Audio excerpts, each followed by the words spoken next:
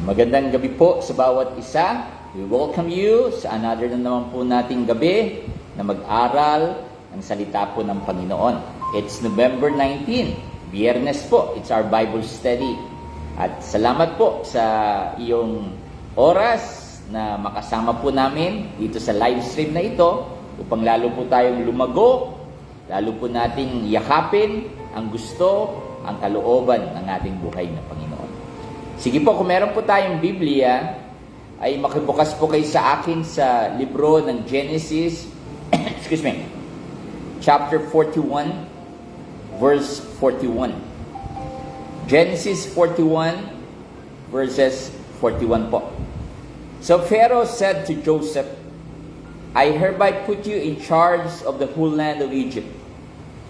Then Pharaoh took his signet ring from his finger and put it on Joseph's finger.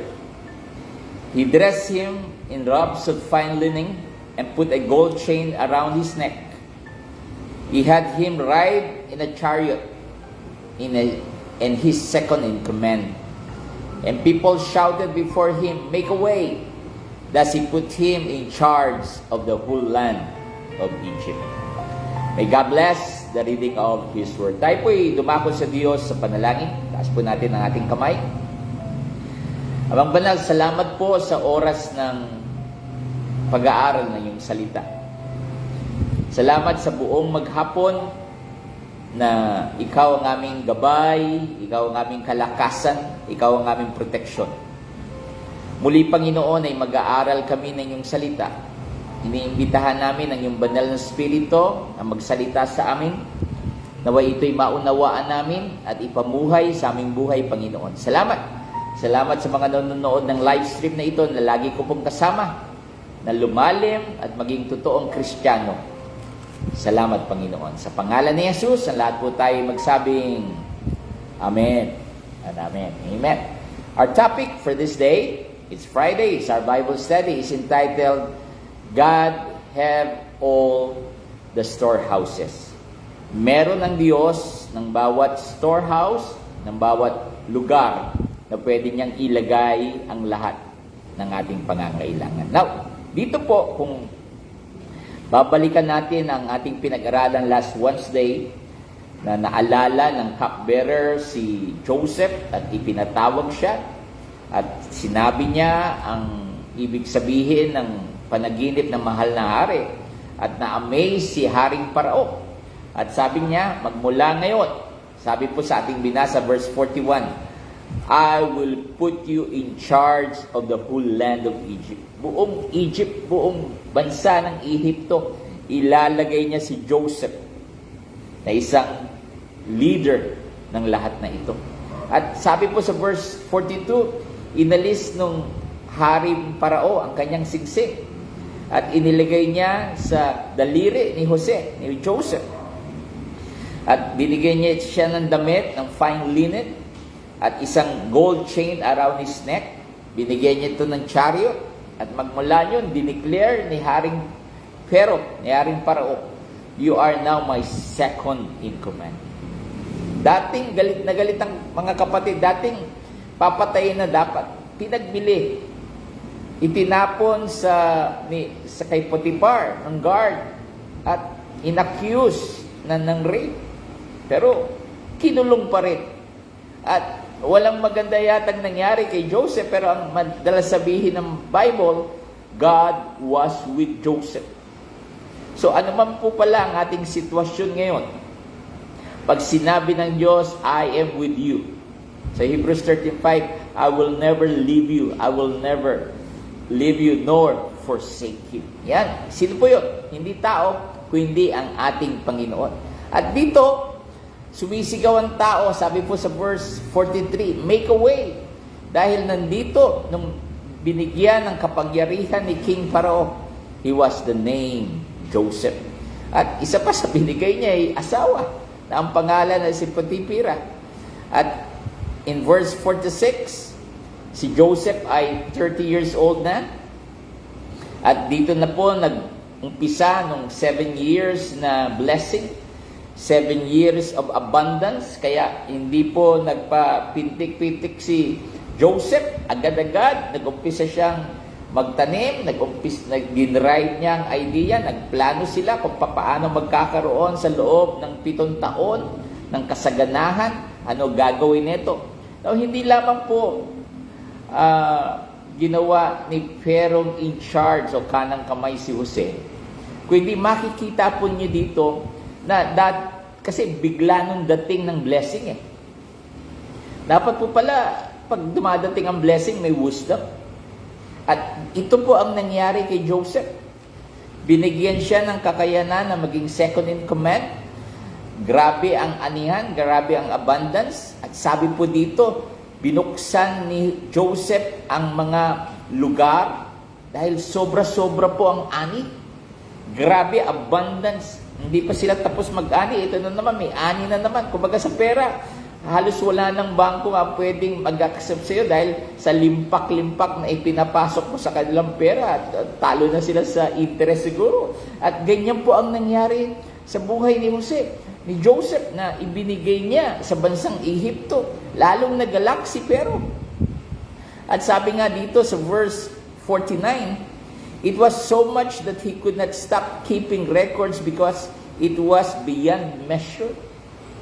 Hindi na nila matali kung gaano karami nung ini-stock nilang pagkain kasi nga hindi na halos mabilang.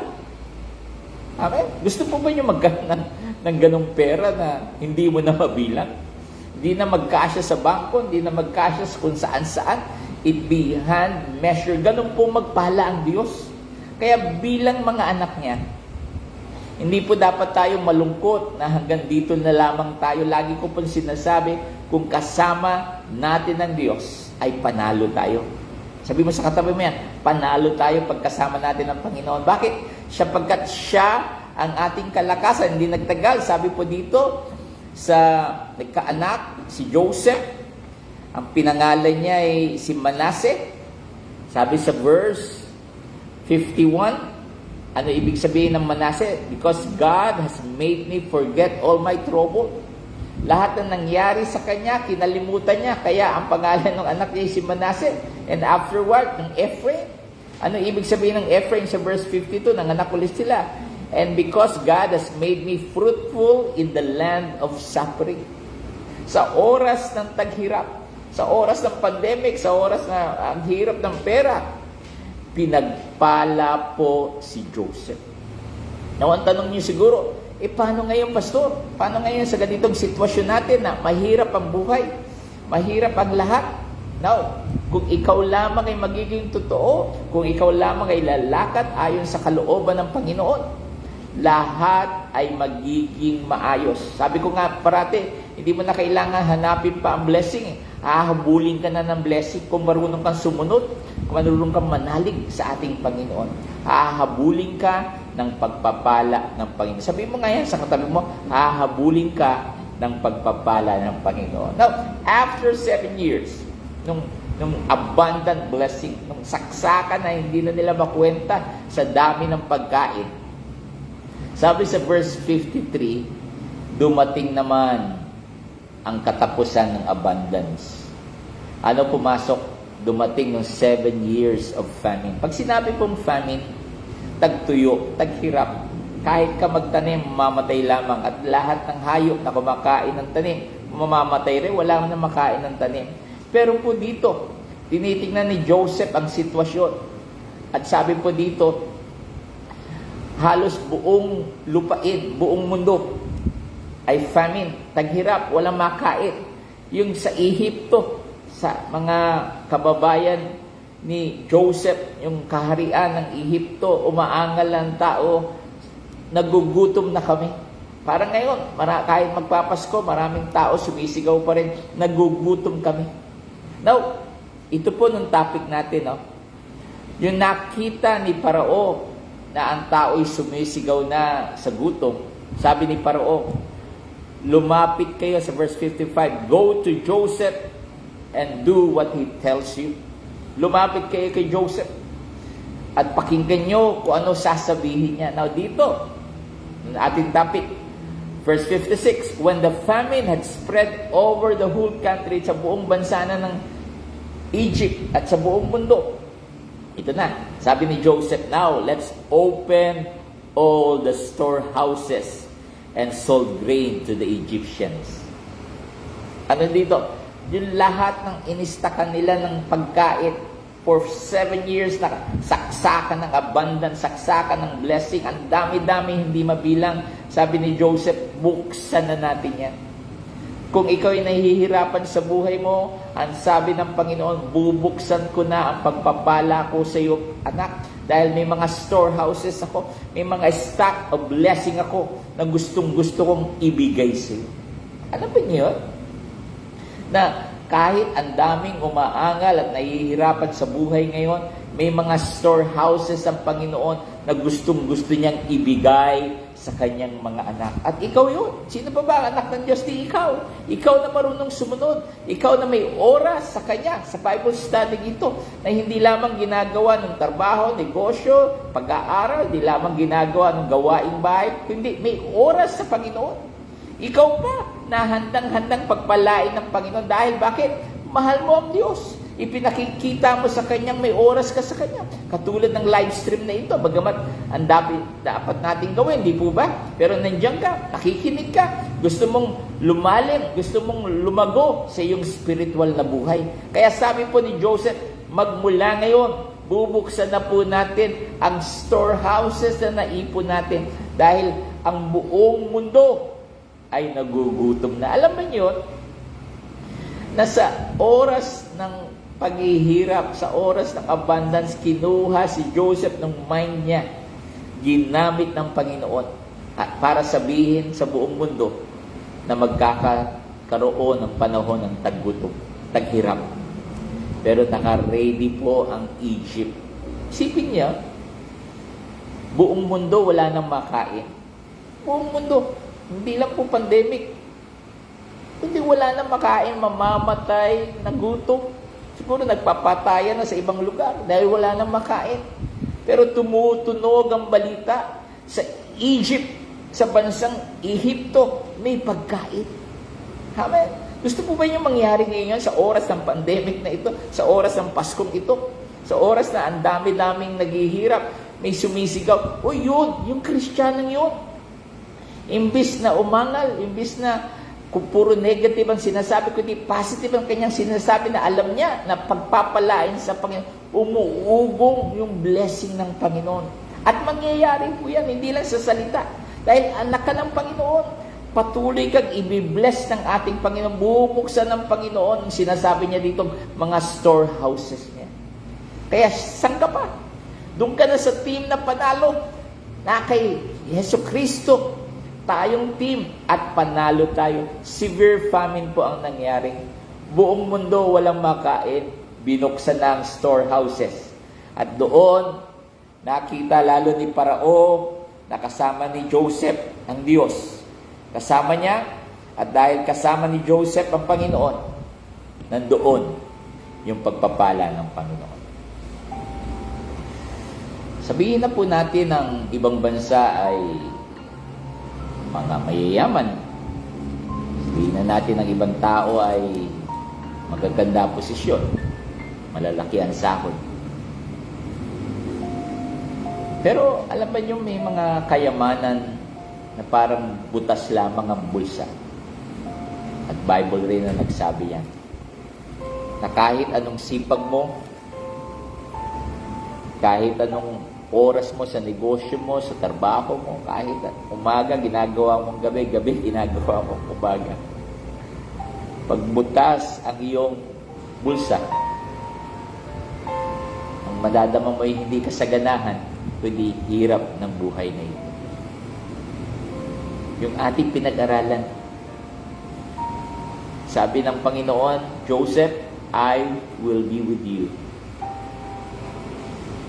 Di po siya iniwanan ng Panginoon. Binigyan pa siya ng talino. Abundance after abundance ang dumating. At sa oras ng kahirapan, doon nagpatunay ang Diyos na alam niya ang future. Sa buhay mo, sa pamilya mo, sa ginagalawan mo, alam ng Diyos ang future mo. At kung tatanungin niyo ako, Pag anak ka ng Diyos at marunong kang manampalataya at sumunod sa Kanya, your future is great.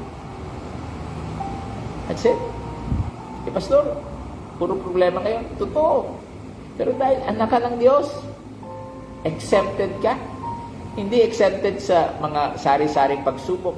Patuloy kang iaangat ng Diyos. Parang agila. Ang agila po, ang gustong-gusto niyang lumipad sa oras na may bagyo, mahangin, malakas ang alon. Pero mas mataas pa po siyang lumipad sa mga bagyo ng buhay na ito. At ikaw yan, anak ka ng Diyos. Amen? Kaya, pong week ay may mga Thanksgiving Sunday na at iba sa next Sunday pa. Sa Amerika, sa November 25 po ang Thanksgiving Day. Now, kanino po muna tayo magpapasalamat? Sa Diyos na nagbibigay ng lakas sa atin. Tayo po'y mananalangin. At specifically, ipagpipray po natin ang storehouses ng Diyos. Hindi lang nakastack doon. Dahil anak niya tayo, we have all the rights na kumuha sa storehouse ng kayamanan ng ating Diyos na ibibigay sa atin, mga anak ng Panginoon. Sabihin mo nga sa katabi mo, hindi ka mahirap. Lahat ng bills, lahat ng gastusin, mababayadan mo. Because He is my provider and your provider. Huwag kang matakot. Bahala at bahala ang Panginoon. Taas po natin ating kamay. Lord, you have said that you are our Jehovah Rapha, our healer. And you also tell us that you are our Jehovah Jireh, the God that can provide not for some of our needs, but all of our needs. Ano man ang mga nangyayari, pang-upa, pang-kuryente, pang-malengke, pang-grocery, sa lahat ng gastusin, Panginoon, you will supply. Huwag mong hayaan na ma-stress kami sa bayarin, sa bills ng gamot, sa bills ng ospital, sa bills ng kung ano-anong dumadating sa aming buhay. Panghawakan namin na sinabi mo, bahala ka sa amin. Si Joseph ay hinanda mo sa bansang Ehipto. At through his life, dumaloy ang blessing mo sa buong mundo. Dapat hindi malalaman yon. Dahil anak mo siya, ni-reveal mo ang blessing.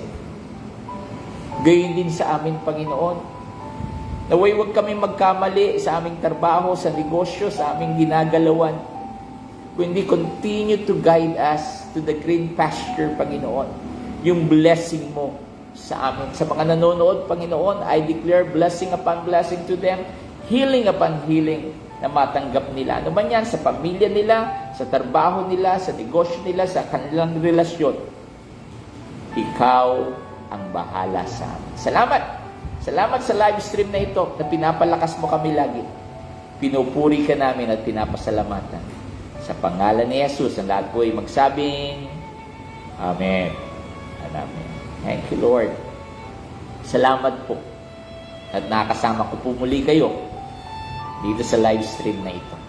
Alam ko pong pagod na ang iba sa trabaho, sa maghapon, sa gawaing bahay, pero nandiyan ka pa rin para makinig ng salita ng Panginoon. Alam po ba nyo, ang pinaka nagagalak sa ating ginagawa ay ang ating Diyos na napakabuti. Salamat po sa iyong pakikinig. Again, please write any comment mamaya dyan sa baba. Ano man yan. At especially sa prayer request mo ha. After this, may mga mananalangin po sa atin. Kaya sabihin mo kung ano man ang iyong prayer request. Maniwala kang ibibigay yan ng Panginoon. Again, I'm Pastor James Lagasca.